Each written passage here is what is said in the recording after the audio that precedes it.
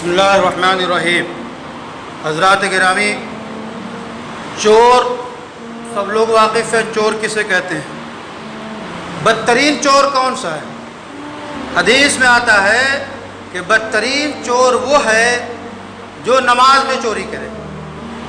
نماز میں چوری کا کیا مطلب؟ کہ جس طرح نماز پڑھنی چاہیے، سجدہ مکمل کرنا چاہیے تو سجدے میں کمی کرے، رکوع مکمل نہ کرے، قومہ مکمل نہ کرے، یعنی مکمل طور پہ خشوع اور خضوع کے ساتھ، اطمینان کے ساتھ جس طرح نماز پڑھنی چاہیے اس طرح نہ پڑھ کے اٹکل پچھو ادھر ادھر کر کے نماز رکھا دیتا ہے تو یہ نماز کا چور ہے۔ تو ہم خود اپنا جائزہ لیں کہ ہم کیا ایسی چوری کے عادی ہیں۔ دو چیزیں خاص طور پہ ہم سے غلطیاں ہوتی ہیں۔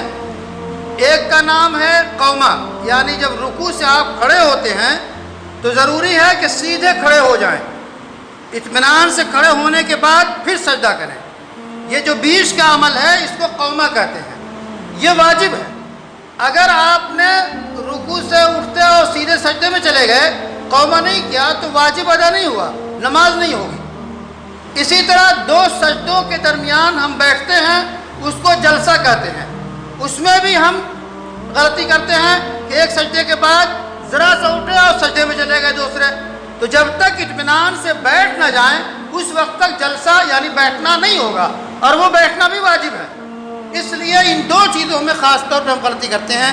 اپنی نماز کو ظاہر کو ہم درست کریں تو رفتہ رفتہ اللہ سے تعلق بڑھے گا اور سچی اور اچھی نماز پڑھنے کی توفیق ہمیں ملے گی۔ جماعت کی پابندی کریں، وَارْكَعُوا مَعَ الرَّاكِعِينَ، کہ نماز پڑھنے والوں کے ساتھ نماز پڑھو، جماعت کے ساتھ، جماعت کی پابندی کے ساتھ ہم بہترین نماز پڑھنے کی۔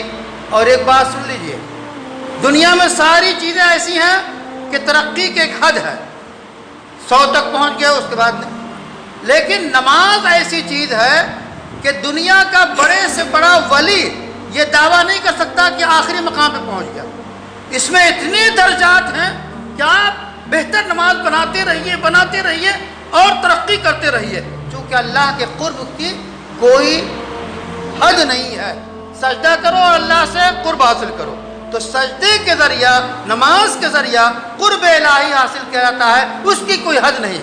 اب آپ کو اختیار ہے، اللہ سے کتنا قریب ہونا چاہتے ہیں اتنی اچھی نماز بنائیے۔